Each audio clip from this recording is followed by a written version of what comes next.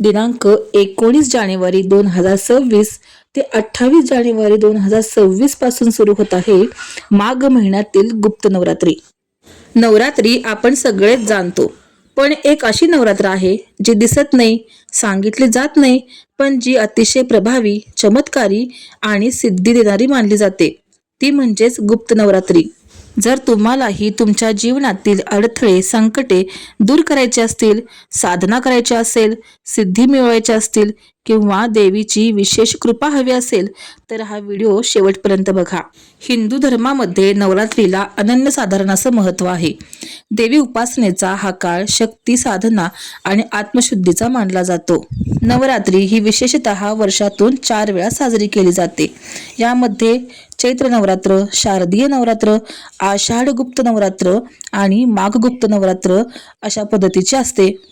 चैत्र नवरात्री आणि शारदीय नवरात्री मोठ्या आनंदाने आणि उत्साहात साजरा करतो, पण याशिवाय माघ आणि आषाढ नवरात्री फारशा प्रसिद्ध नसतात, मात्र त्या नवरात्री अत्यंत प्रभावी मानल्या जातात। म्हणूनच याला गुप्त नवरात्री म्हणतात। यातीलच एक महत्त्वाची नवरात्री म्हणजेच माघ महिन्यातील गुप्त नवरात्री। माघ महिन्याच्या शुक्ल प्रतिपदेपासून ते नवमीपर्यंत ही गुप्त नवरात्री साजरी केली जाते। गुप्त म्हणण्याचे कारण म्हणजे या काळातील पूजा आणि साधना शांतपणे कोणत्याही देखाव्याशिवाय केली जाते। या नवरात्रीत मोठे उत्सव नसतात, पण श्रद्धा आणि साधनेला खूप महत्त्व दिले गेलेले आहे। ही नवरात्र विशेषतः योगी, साधक, सिद्ध लोकांच्या तांत्रिक साधनेसाठी महत्त्वाची मानली गेलेली आहे। माघ महिन्यातील या गुप्त नवरात्रीमध्ये आदिशक्तीच्या उग्र आणि शक्तिशाली अशा 10 रूपांची पूजा केली जाते। आपण ज्या ब्रह्मांडात राहतो ते फक्त ग्रहतारे, सूर्यचंद्र एवढंच नसून ते एका अदृश्य शक्तीवर चाललेलं आहे। ही शक्ती म्हणजेच आदिशक्ती। आदिशक्ती म्हणजे नेमकं कोण? तर महाकाली, महालक्ष्मी आणि महासरस्वती ह्या त्रिगुणात्मिकेचे साकार रूप। जेव्हा ब्रह्मांड चालवण्याची वेळ आली तेव्हा मातेने दशमहाविद्येचं रूप घेतलं। तर या दशमहाविद्या कोणत्या? या देवीचं स्वरूप आणि कार्य कोणतं आहे ते बघूयात। तर यामध्ये सर्वात पहिलं आहे माता काली, जी काळ आणि संहाराची शक्ती आहे। यानंतर आहे माता तारा, जी ज्ञान आणि मार्गदर्शन करते। माता ललिता त्रिपुर सुंदरी, जी सौंदर्य, सर्जन आणि आकर्षणाची देवी आहे। माता भुवनेश्वरी अवकाश आणि आधार आहे। माता छिन्नमस्तका, जी ऊर्जा आणि संतुलन राखते। माता भैरवी तपस्या आणि शुद्धी करते। माता धूमावती, जी वैराग्य, शून्यता तसेच आरोग्याची देवी आहे। माता बगलामुखी, स्तंभन म्हणजे थांबवणं, संरक्षण करणं हे या देवीचं कार्य आहे। माता मातंगी, जी वाणी, शब्द, कला आणि अभिव्यक्ती बनवते।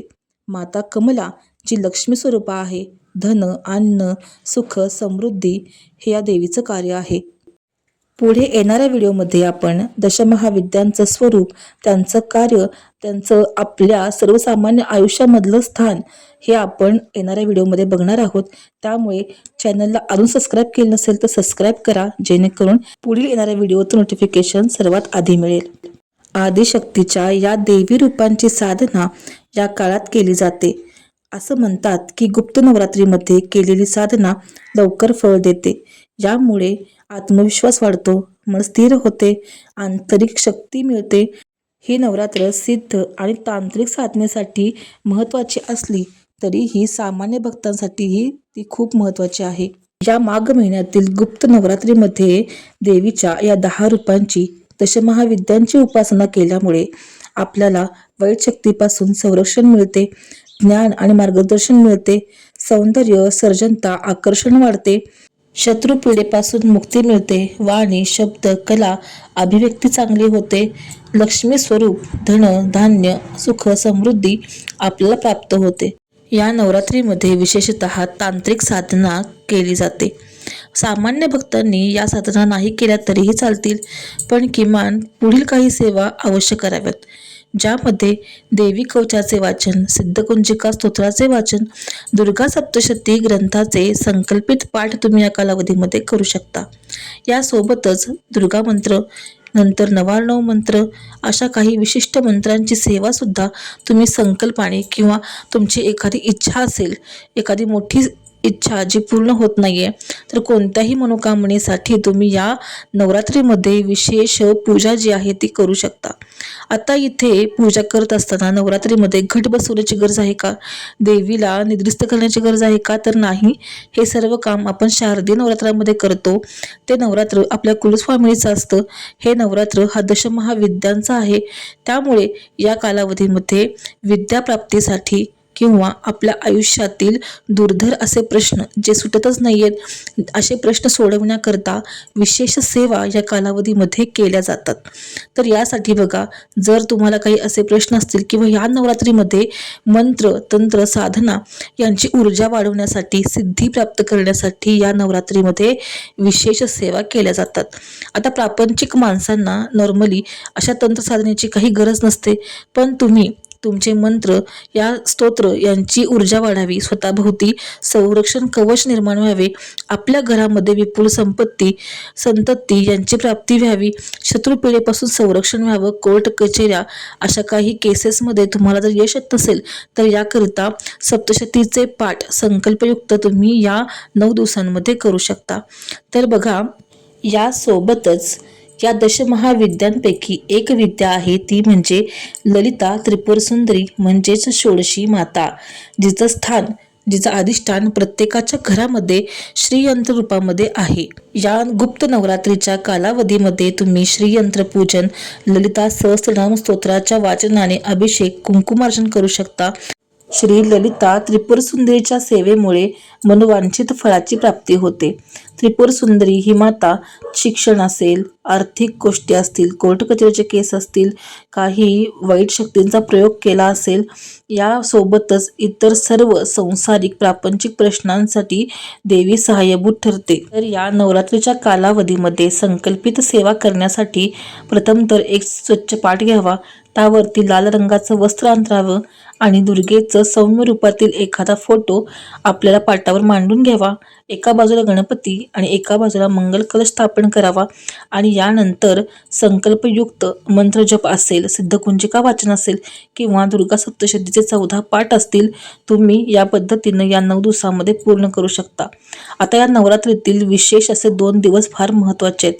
त्यामधला पहिला आहे तो आहे अष्टमीचा आणि दुसरा आहे तो म्हणजे नवमीचा. अष्टमीचा दिवस हा देवी साधनेचा अत्यंत महत्त्वाचा दिवस असं मानलं गेलेलं आहे. त्यामुळेच अष्टमीच्या दिवशी तुम्ही विशेषतः देवीच्या श्रीयंत्र असेल किंवा देवीची मूर्ती असेल, फोटो असेल, ते कुंकुमार्चन करू शकता. त्यानंतर एखादी लाल फूल देवीला वाहावं, गोडाचा नैवेद्य या दिवशी अवश्य दाखवा. या दिवशी कन्यापूजनाला खूप जास्त महत्त्व आहे. त्यामुळे अष्टमीच्या दिवशी कन्यापूजन हे आवर्जून केलं पाहिजे. कन्यापूजनामुळे देवी प्रसन्न होते आणि मनोवांछित इच्छा आपली पूर्ण होत असते. त्यामुळे अष्टमीला कन्यापूजन, कन्याभोजन अवश्य करावं. गुप्त नवरात्रीमध्ये केलेल्या सर्व सेवा ह्या गुप्त पद्धतीने केल्या जातात. त्यामुळे आपण या 9 दिवसामध्ये ज्या काही सेवा करू याची वाच्यता कुठेही करायची नाही. ही गोष्ट फक्त आपले कुटुंब आणि आपण आपल्यापुरती मर्यादित राहिली पाहिजे. आपण ज्या काही सेवा करू या सेवा आपण इतरांना सांगायच्या नसतात. त्यामुळे या नवरात्रीत केलेल्या सेवांचे फळ आपल्याला मिळत नाही. जितकी गुप्त तुम्ही साधना ठेवाल, सेवा ठेवाल, तुम्हालाच याचे फळ अधिकाधिक मिळेल. या नवरात्रीमध्ये विशिष्ट साधना आणि सेवा करणाऱ्यांनी 9 दिवसामध्ये फलाहार खावावा किंवा उपवास धरावा. हे करणं शक्य नसल्यास किमान मांसाहार भक्षण करू नये. मद्यपानही या कालावधीमध्ये निषिद्ध मानलं गेलेलं आहे आणि यासोबतच या 9 दिवसांमध्ये परान्न खायचं नाही. नवरात्रीमध्ये शुद्ध आणि सात्विक घरचं अन्न खावावं. विशिष्ट सेवा सुरू असताना रोज सकाळी आणि सायंकाळी नैवेद्य दाखवून देवीची आरती करावी. या कालावधीमध्ये रागवणे, चिडचिड करणे, वादविवाद घालणे, भांडणं करणं, एकाविषयी उणदुणं बोलणं या गोष्टी आवर्जून टाळायच्या आहेत. ब्रह्मचर्याचं पालनही या 9 दिवसामध्ये केलं पाहिजे. एकंदरीतच गुप्त नवरात्रीचा काळ हा बाह्य उत्सवाचा नाही तर आंतरिक साधनेचा काळ आहे. शांतपणे आणि श्रद्धेने या काळामध्ये देवीची उपासना केल्यास समाधान, सुख, शांती आणि समृद्धीची प्राप्ती आपल्याला होत असते. देवीची कृपा प्राप्त करण्यासाठी मोठे खर्चिक विधी करण्याची गरज नाही, तर शुद्ध मन, निष्ठा आणि श्रद्धा हाच खरा मार्ग आहे. मी माझ्या परीने गुप्त नवरात्रीच्या विषयी तुम्हाला माहिती देण्याचा प्रयत्न जो आहे तो केलेला आहे. तुम्हाला हा व्हिडिओ, ही माहिती तुम्हाला कशी वाटली मला खाली कमेंटमध्ये नक्की सांगा. तुमचा एक लाईक आणि सबस्क्रिप्शन या चॅनलला पुढे जाण्यासाठी मदत करत असतं. सबस्क्रिप्शन अगदी विनामूल्य आहे, त्यामुळे सबस्क्राईब करून ऑल हे बटन क्लिक करायला अजिबात विसरू नका.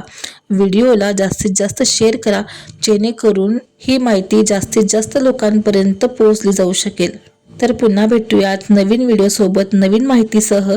तोपर्यंत माता आदिशक्ती तुम्हा सर्वांच्या आयुष्याचं कल्याण करोत, ही माता आदिशक्तीच्या चरणी प्रार्थना करते आणि सगळ्यांना नमस्कार करते. श्री स्वामी समर्थ.